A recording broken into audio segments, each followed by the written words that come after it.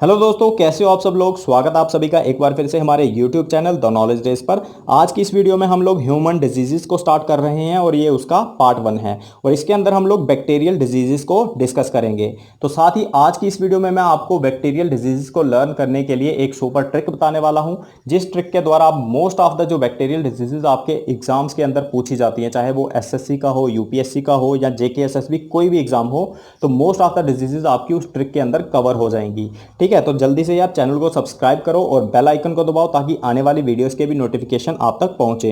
तो चलिए जल्दी से स्टार्ट करते हैं और सबसे पहले देखते हैं कि डिजीज आखिरकार होती क्या है। तो देखो, डिजीज क्या चीज़ है।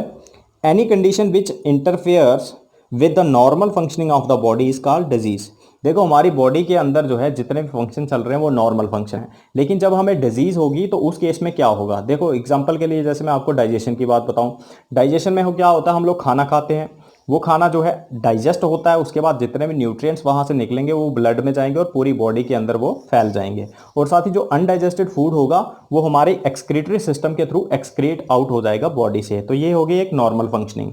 लेकिन जब डिजीज होगी तो उस केस में होगा क्या होगा कि जैसे ही हम लोगों ने खाना खाया तो हो सकता है कि कोई इन्फेक्शन की वजह से या अंडरलाइंग जो बॉडी के अंदर कोई एक कंडीशन है उसकी वजह से हो सकता है हमें वॉमिटिंग स्टार्ट हो जाए, हमारा पेट फूल जाए या गैस बन जाए या किसी को लूज मोशंस भी आ जाएं। तो उस केस में क्या होगा कि हमारी जो नॉर्मल फंक्शनिंग थी डाइजेशन की वो अब इंटरप्ट हो चुकी है। तो इसका मतलब हमें एक डिजीज हो चुकी है, ठीक है ना। तो उसके लिए हमें मेडिसिन लेनी पड़ेंगी या उसका ट्रीटमेंट हमें करवाना पड़ेगा।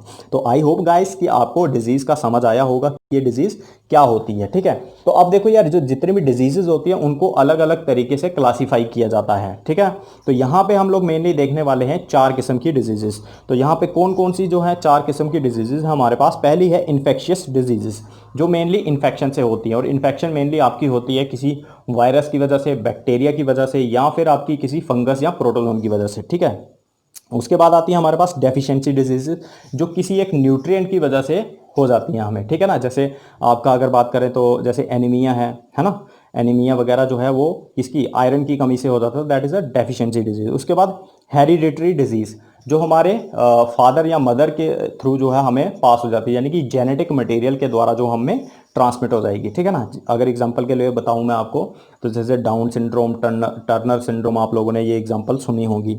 उसके बाद आती है फिजियोलॉजिकल डिजीजेस, जो हमारी बॉडी के अंदर जो फंक्शन चल रहे हैं जब वो इंटरप्ट हो जाएं तो उसके द्वारा होने वाली जो डिजीज होगी वो फिजियोलॉजिकल डिजीजेस के अंदर आएंगी। ठीक है, तो नेक्स्ट चलते हैं, देखते हैं हमारे अंदर जो इन्फेक्शियस डिजीजेस हैं वो कितने टाइप की हो सकती हैं, यानी कि ह्यूमंस के अंदर। ठीक है ना, तो ह्यूमंस के अंदर मेनली 4 प्रकार की इन्फेक्शियस डिजीजेस होती हैं।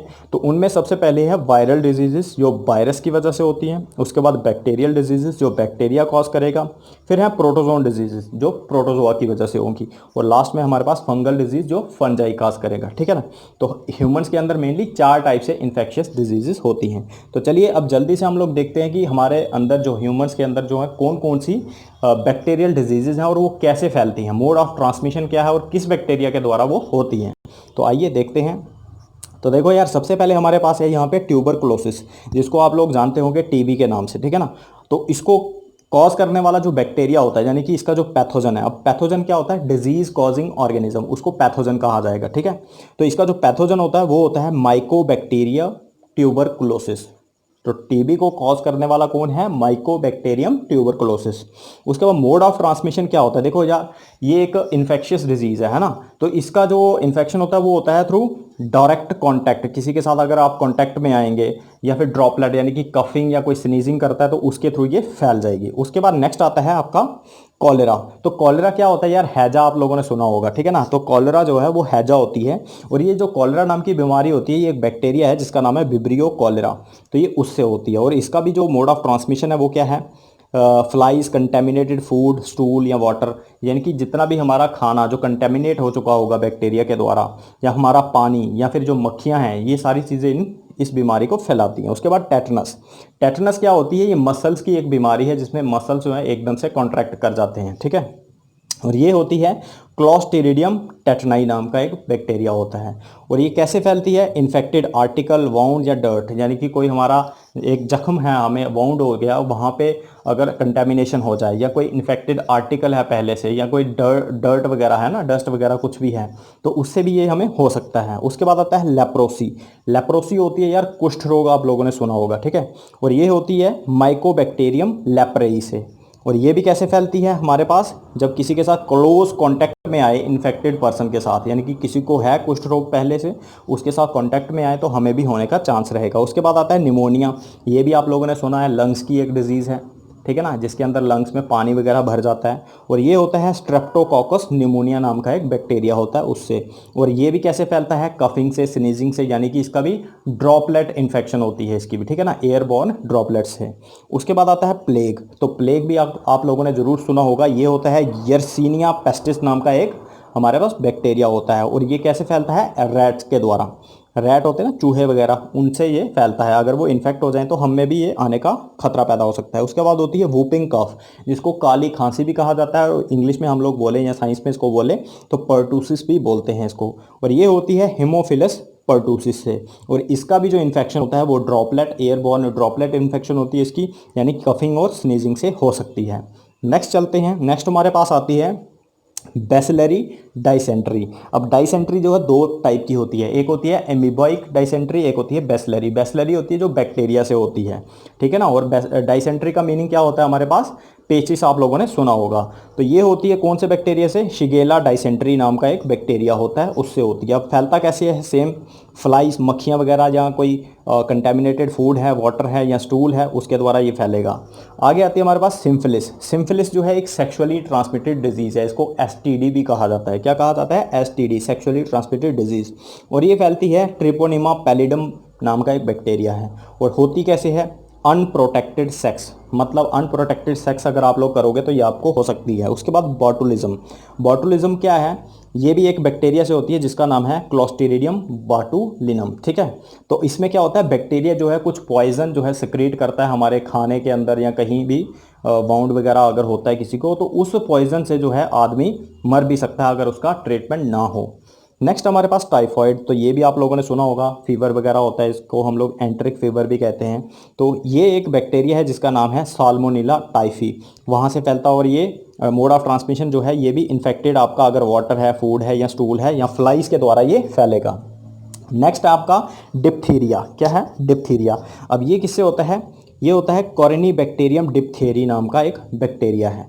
उसके बाद इसका भी जो मोड ऑफ ट्रांसमिशन है वो है एयरबॉर्न ड्रॉपलेट से, यानी कि कफिंग, स्नीजिंग, या किसी के साथ kissing, sharing food, sharing clothes वगैरह आप लोग करते हैं तो उससे ये फैल सकता है।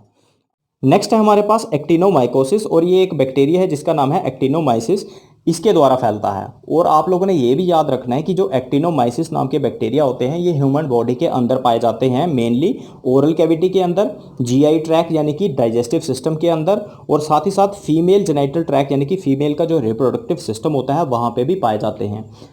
अंडर नॉर्मल कंडीशन ये बिल्कुल भी डिजीज़ कॉज नहीं करते हैं हमें, लेकिन सम टाइम जो है ऐसा हो जाता है कि इनकी जो स्ट्रेन है वो वायरुलेंट हो जाती है। वायरुलेंट बोले तो मतलब इन्फेक्शियस हो जाएगी, ठीक है। तो उस टाइम पे ये हमें इन्फेक्शन कॉज करेंगे, अदरवाइज ये नॉर्मली हमें इन्फेक्शन नहीं करते। नेक्स्ट है हमारे पास ओस्टियोमाइलिटिस। ओस्टियो का मीनिंग होता है बोन, ठीक है। तो ये बीमारी जो है हमारी बोन के रिलेटेड है, यानी कि इन्फ्लेमेशन ऑफ द बोन जो होता है उसको ओस्टियोमाइलिटिस कहेंगे। और ये फैलती है स्टेफाइलोकोकस नाम के बैक्टीरिया से। और ये कैसे फैलती है? Contact with the infected person. Last है हमारे पास गोनोरोइया। और ये होती है नाइजीरिया गोनोरोइया नाम का एक बैक्टीरिया है। अब गोनोरोइया जो बीमारी है ये भी एक एसटीडी है, यानी कि सेक्सुअली ट्रांसमिटेड डिजीज है, जस्ट लाइक योर सिम्फिलिस, ठीक है। तो ये भी कैसे फैलेगी? अनप्रोटेक्टेड सेक्स के द्वारा। तो चलिए अब हम लोग बात करते हैं हमारी सुपर ट्रिक की, जिसके बारे में हमने स्टार्टिंग में बात की थी। तो देखते हैं वो ट्रिक क्या है। तो देखो यार, ट्रिक है हमारे पास, कल टीटी ने सबको पकड़ा विदाउट टिकट। तो बिल्कुल सिंपल है यार, कोई छोटे से छोटा बच्चा भी इसको लर्न कर लेगा। क्या है ट्रिक हमारी? कल टीटी ने सबको पकड़ा विदाउट टिकट। अब आप लोगों को करना क्या है, इसके अंदर कुछ कैपिटल लेटर्स दिए हुए हैं, उन कैपिटल लेटर्स को आपने बैक्टीरियल डिजीज के साथ रिलेट करना है। वो कैसे करना है यहाँ पे मैंने सारा लिख रखा है। तो देखो यार, कल जो है, कल का जो के है उसकी साउंड जो निकलती है वो कॉलेरा के जैसी है ना, तो इसलिए के का हमने क्या बना दिया, कॉलेरा। एल का बना दिया हमने लेप्रोसी। तो ऐसे ही हमने सभी को रिलेट किया, जैसे टी का टेटनस, फिर नेक्स्ट टी उसका टाइफॉइड, ठीक है ना। उसके बाद नी, अब नी जो है हम इसको साउंड के साथ रिलेट करेंगे, यानी कि निमोनिया की साउंड के साथ, ठीक है ना, नी से निमोनिया। उसके बाद सबको का जो एस है उसका सिम्फिलिस आ जाएगा। फिर ए से एक्टिनोमाइकोसिस, बी से बेसिलरी डाइसेंट्री, ओ से ओस्टियोमाइलिटिस। फिर पकड़ा का पी जो है उससे प्लेग आ जाएगा, और जो डी है वो उससे डिप्थीरिया आ जाएगा। फिर विदाउट का जो डब्ल्यू है उससे वोपिंग कफ आ जाएगा, और जो टी है टिकट का उससे ट्यूबरक्लोसिस आ जाएगा। तो यार आप लोग खुद देखो कितनी सिंपल सी ट्रिक है। अगर आप लोग इसको एक दो बार करोगे, पढ़ोगे ठीक से, तो ये आपको मैं बोल रहा हूँ 100% गारंटीड आपको 5 से 10 सेकंड्स के अंदर जो है ये सारी की सारी डिजीज याद हो जाएंगी। और मोस्ट ऑफ द एग्जाम्स जो होते हैं उनमें यही डिजीजेस पूछी जाती हैं, ठीक है ना। अब आपको क्वेश्चन क्या आता है, या तो मोड ऑफ ट्रांसमिशन के ऊपर क्वेश्चन आता है, या फिर आपसे ये पूछा जाता है कि 3-4 डिजीजेस आपको दी गई हैं, उनमें से आपने आइडेंटिफाई करना है कि कौन सी बैक्टीरियल डिजीज है। अगर आप लोगों को ये ट्रिक आती है तो आप 100% मैं गारंटी देता हूं कि आप पूरा सही क्वेश्चन करोगे, ठीक है। और कभी भी आप लोग ये लाइफ में ये ट्रिक बोलोगे नहीं कि बैक्टीरियल डिजीजेस कौन कौन सी होती हैं। तो thank you so much for watching this video guys. अगर आप लोगों को ये वीडियो अच्छा लगा है तो नीचे कमेंट सेक्शन में भी बताएं, और लाइक बटन को भी यार उसको भी क्लिक कर दो, ठीक है। तो मिलते हैं नेक्स्ट वीडियो में, तब तक के लिए बाय।